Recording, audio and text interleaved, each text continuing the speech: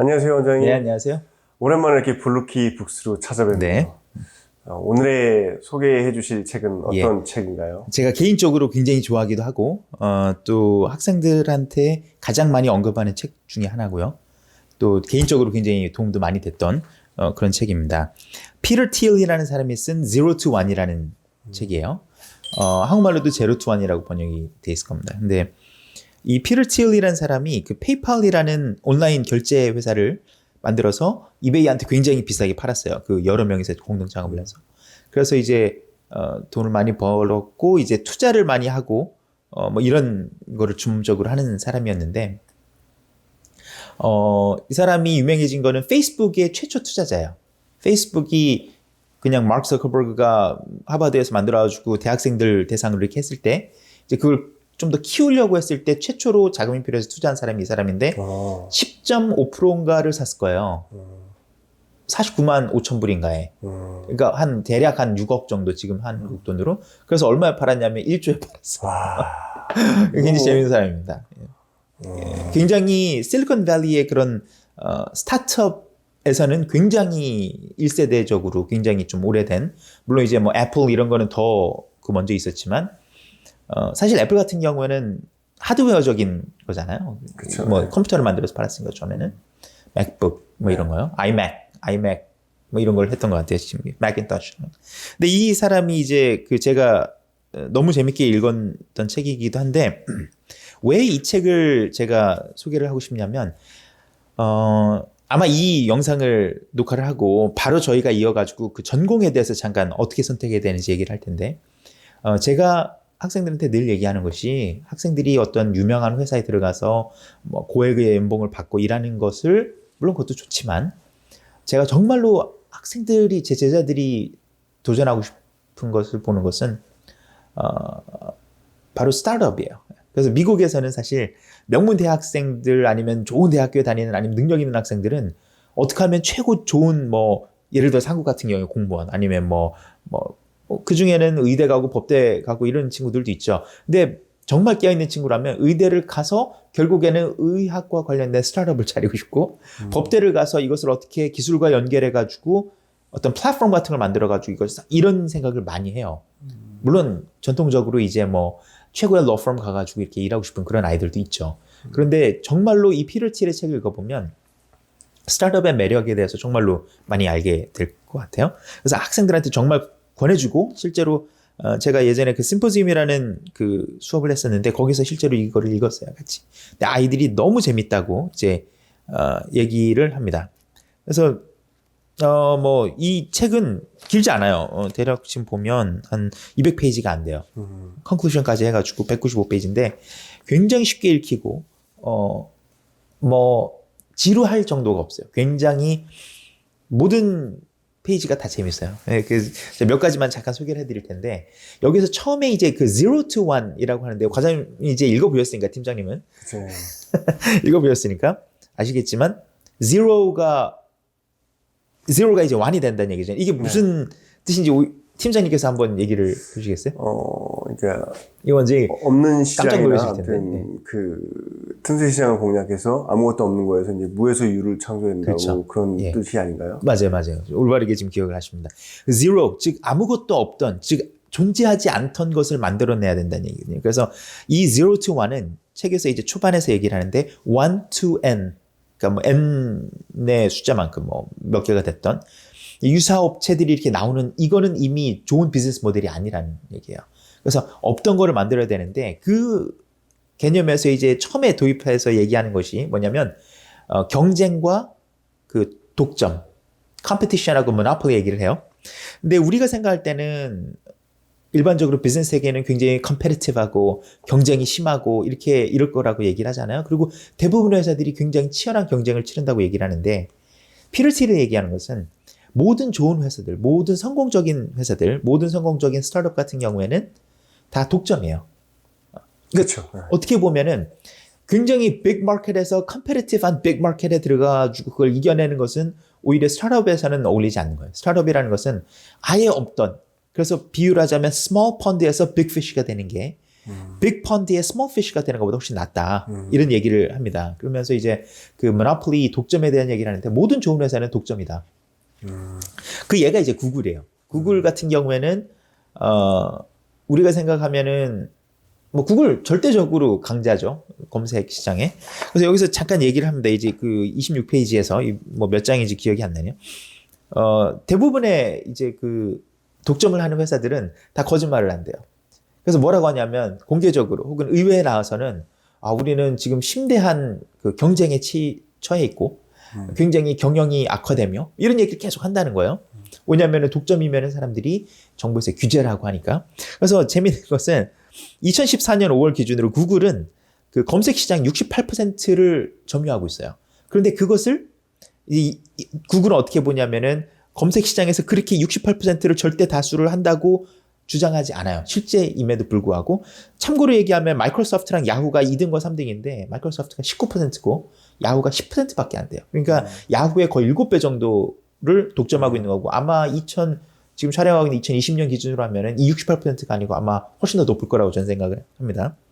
그런데 여기에서는 그 글로벌 애드버타이징, 즉 미국에서는 그렇게 검색 시장이 그렇다고 한다면 전 세계를 보면 어떠냐? 훨씬 더 줄죠. 그래가지고 이 사람들은 미국의 68%를 차지하고 있다고 얘기하지 않고 더 불리한 것만, 그래서 마치 그 굉장히 컴페티티브한 것처럼 경쟁에 처해 있는 것처럼 얘기를 합니다. 거기에 이제 데이터가 많이 나와요. 그래서 이 구글이 미국 서치 엔진에서는 독점을 하더라도 전체 광고 시장에서는 3.4%밖에 안 되거든요. 그러니까 구글은 그런 거를 내세우는 거예요. 근데 역설적으로 얘기하면 모든 좋은 회사들은 경쟁에 처해 있는 회사들은 좋은 회사가 아니에요. 투자 대상도 아닐 뿐만 아니라. 예를 들어서 우리나라의 예를 뭐 보자면 어떤 뭐 음식 같은 거 이 배달해 주는 앱들이 몇 개가 있죠. 근데 그거를 결국에는 독일 회사가 얼마 전에 인수를 해가지고 다. 네. 그래서 결과적으로는 1, 2, 3등을 다 독일 회사들이 가지고 있어요. 심지어 같은 회사가 가지고 있어요. 1, 2등 같은 경우에는. 그러면 이제 독점이죠. 그런데 그거를 통폐합을 안 하고 다 어떻게 하냐면 경쟁처럼 보이려고 하거든요. 그러니까 이걸 우리는 이제 어떻게 이해를 해야 되냐면 우리들은 굉장히 수익이 보장된 이런 것들을 이제 사람들이 스타트업을 하려고 하는데 그게 아니에요. 아예 존재하지 않는 그런 모델을 만들어야 된다 이런 얘기를 하고 그 모노폴리만큼 즉 독점만큼 돈이 되는 게 없다 이런 얘기를 하면서 굉장히 재밌는 얘기를 합니다. 제가 뭐 이 내용을 다 말씀드릴 수 없겠지만 제가 몇 가지를 좀 찝어왔는데 뭐 사실은 그 이제 투자 대상이나 이런 거를 고르면서 낙관주의와 이제 비관주의 그 다음에 확실성과 불확실성 요 네 개를 이제 그 차트로 만들어서 분류를 해요. 네, 정말 그 부분도 재밌어요. 제가 요거는 말씀을 드릴까 말까 하다가 제가 잠깐만 얘기를 할게요. 그래서 확실하고 불확실하고 그 다음에 낙관적이고 비관적입니다. 그러면 확실하고 그러니까 확실하게 낙관적인 사람들. 그러니까 우리는 무조건 잘 될 거라고 믿어 의심치 않던 게 누구냐면 미국의 1950년 60년대예요. 그때는 호황이 너무 당연했고 아무도 의심치 않을 정도로 뭐 이미 지나간 때죠. 불확실하지만 잘 될 거야 라고 생각하는 게 누구냐면 미국 사람들이에요. 그리고 반대로 확실하게 안 될 거야 라고 생각하는 게 중국이에요. 현재. 근데 우리가 생각하면은 반대일 것 같잖아요. 중국은 저렇게 급성장하고 그 얘기도 나와요 여기. 미국 사람들이 보기에는 정말 미친 정도로 경제 성장을 하고 있는데 불확실하다니. 중국은 굉장히 불확실합니다. 그래서 굉장히 두려워해요. 비관적으로 보고. 그래서 중국의 지도자들도 마찬가지고. 그래가지고 뭘 하냐면 이제 참고로 그 확실히 비관적인 게 제일 웃긴데 이게 누구냐면 현재 유럽이에요. 유럽은 이제 좋아질 일이 없다고 보는 거예요. 그래가지고 뭐 경제 성장률은 거의 뭐 0과 1 사이고 1을 넘는 나라들이 그렇게 많잖아요. 독일 위주로 해서 조금 있는데 아니면 굉장히 작은 국가 룩셈부르크 이런 데인데 그래서 확실히 비관적이기 때문에 뭐 하냐면 즐기는 거예요. 1년에 막 3주씩 여행 가고 그 바캉스 가고 하는 그런 걸 얘기를 하는데 이게 왜 중요하냐면 이게 이제 그 투자와 세이빙하고 그다음에 인베스트먼트 이 두 가지가 이제 연결이 되는데 확실하면 확실할수록 인베스트먼트를 더 많이 하고 불확실하면 당연히 투자를 안 하죠. 그렇죠. 예. 그리고 세이빙은 어떠냐면 반대예요. 낙관적이면 낙관적일수록 세이빙할 필요가 없어요. 왜냐하면 앞으로도 잘 될 거고 경제 선생이 될 거면은 굳이 저축을 안 하죠. 그러니까 그러니까 비관적이면 비관적이죠. 미래가 굉장히 암울하다면 암울할수록 불안하니까 세이빙을 많이 해요. 그래서 재밌는 거는 중국 같은 경우가 그렇습니다. 중국은 세이빙도 엄청 많이 하고 재투자도 굉장히 많이 해요. 그러니까 중국이 그래서 뭐 국가가 돈을 굉장히 많이 벌지만 다 투자하고 개인도 굉장히 많이 이제 그 세이빙, 불안한 미래. 왜냐면 현재는 굉장히 성장하지만 경쟁률이 점점 떨어지니까 앞으로는 분명히 안 좋아질 수밖에 없다고 생각하는 거죠. 그리고 그게 사실이고 경제가 커지면 커질수록 성장률은 떨어지니까 이거 굉장히 재밌습니다. 그래서 이 인베스트먼트와 세이빙의 개념으로 보면은 결국엔 이건 사회를 이제 분류를 한 거지만 회사도 마찬가지인 거예요. 회사가 불확실한 회사가 좋으냐 확실한 회사가 좋으냐 잘 생각해 보세요. 우리가 생각할 땐 확실한 회사라고 생각하잖아요. 그렇죠? 확실한 미래가 뭐 그쵸. 정해져 있고 뭐 클리어하다. 이거는 뭐 아마 분명히 이렇게 잘 될 거야. 근데 그건 좋은 회사가 아니라는 거예요. 좋은 회사는 불확실하지만 뭔가 그 소위 말하는 한 방을 쳐줄 만한 회사가 좋다는 겁니다. 그게 이제 그 다음 장에 가면 무슨 얘기를 하냐면 VC 그 투자자들이 포트폴리오를 짜는 얘기가 잠깐 나와요. 근데 굉장히 재밌어요. 우리가 생각할 때는 예를 들어 가지고 뭐 1,000억이 있다. 그럼 10억씩 100군데 하면은 그 중에 하나가 뭐 이렇게 하고 뭐 한 절반은 성공할 테고 절반은 망할 테고 뭐 이렇게 하면 생각하잖아요. 근데 실제로는 한 회사가 대박을 이제 터뜨리는 경우가 있죠. 문제는 뭐냐면 그 한 회사가 대박을 터뜨리는 게 그렇게 다 모든 걸 커버하지 않아요. 그 재밌는 게 뭐냐면 어떤 유명한 그 VC가 나오는데 예를 드는데 그 사람이 인스타그램이 처음 나왔을 때 지금 뭐 최고의 SNS죠. 페이스북보다도 더. 근데 인스타그램이 처음 나왔을 때 25만 불을 투자했대요. 완전 초기에. 집을 많이 샀거든요. 그래가지고 얼마를 얻었냐면 제가 지금 여기 있네요. 25만 불을 투자해가지고 이 사람이 7,800만 불을 벌었어요. 그러니까 거의 뭐 얼마야? 7,800만 불? 100억 되나요? 맞나? 계산도 안 되네. 700만 불이면은 한 1,000억 정도 되겠네. 네. 7,800만 불이면 1,000억 가까이 되겠네요. 뭐 8천만 불이라고 치면. 그럼 굉장히 큰 거 같잖아요. 이게 300배가 넘는 수익이거든요. 이게 네. 나오면은. 그런데 이 사람이 1조짜리를 굴리는 사람, 1.5조, 거의 2조 한국 돈으로 1.5 billion 달러를 굴리는 사람이었는데 25만 불 투자해가지고 뭐 얼마였죠? 8천억? 네. 8천억을 벌었다면 대박 난 것 같잖아요. 근데 그게 아니라는 거예요. 만약에 이 사람이 이렇게 인스타그램에 몇 군데 던져가지고 그 1.5 billion, 15억 불의 프로핏을 내려면 인스타그램을 그런 만한 대박을 17번 쳐야 된다는 거예요.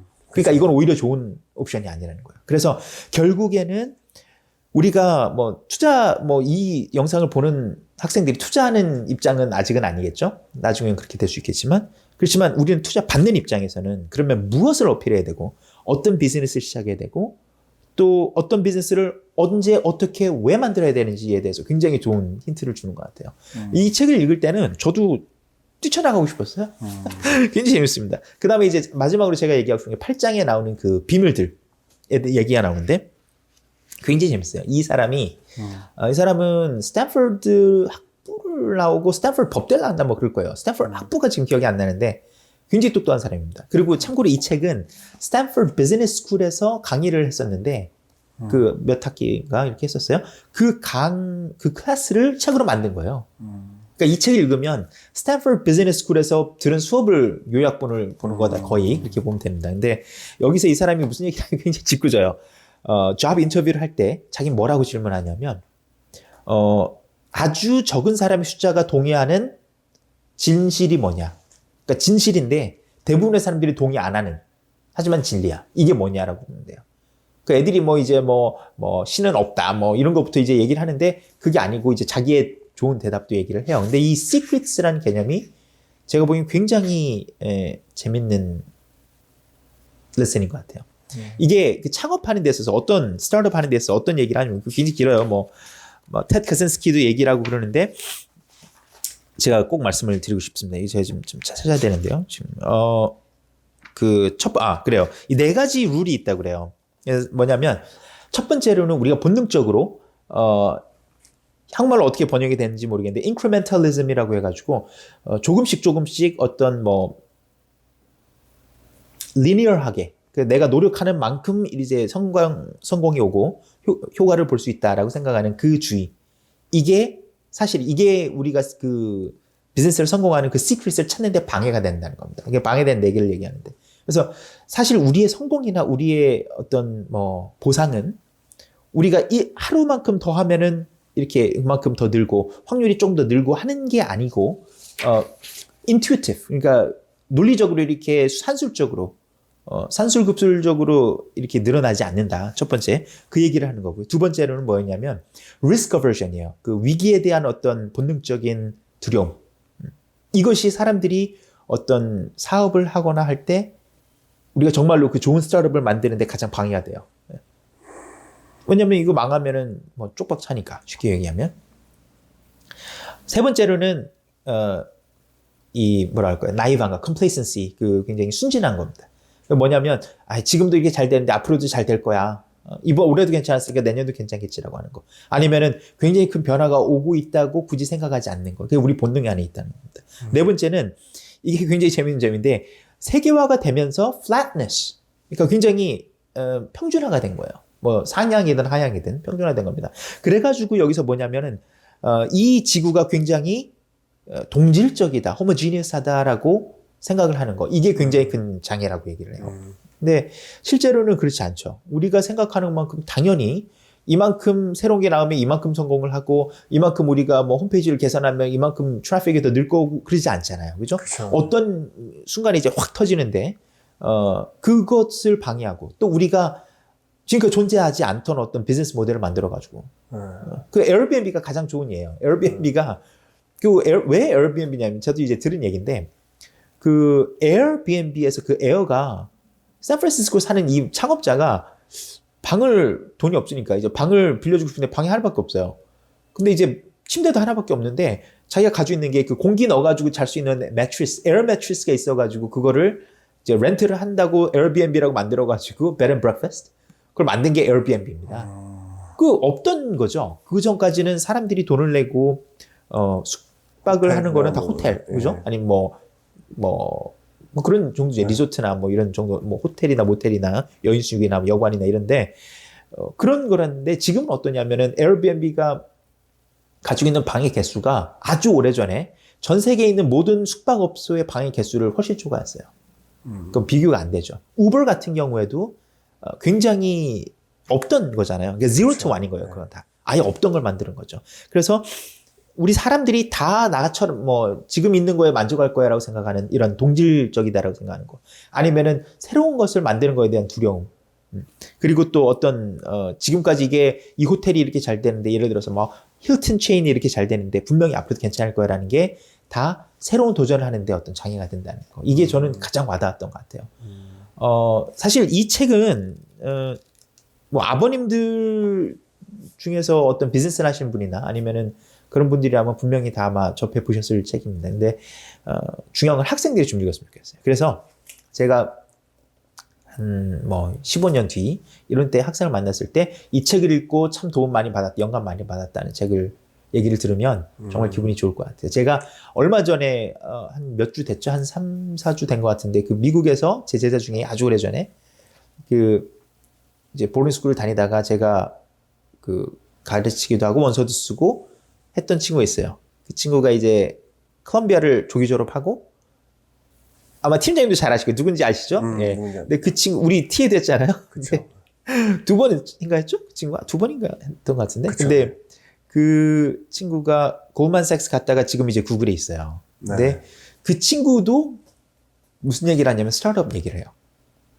그래가지고 그 친구는 아마 1년, 지금 촬영하는 시점에서 1년 안에 아마 뭔가를 할 겁니다. 근데 그런 학생들을 보면은 정말 와, 너무 괜찮다, 멋있다, 이런 생각을 좀 합니다. 그래서 제 학생들이 좋은 명문대학을 가서, 뭐, 좋은, 뭐, 글로벌한 회사에 들어가는 건 좋지만, 그거는 하나의 어떤, 또 하나의 트레이닝일 뿐이고, 정말 zero to one을 만드는 그런 학생들이 좀 되었으면 좋을 것 같아요. 그래서 학생들이 꼭 좀 읽어봤으면 좋겠다는 책이기 때문에 추천을 받고 싶습니다. 오늘 좋은 말씀 감사합니다.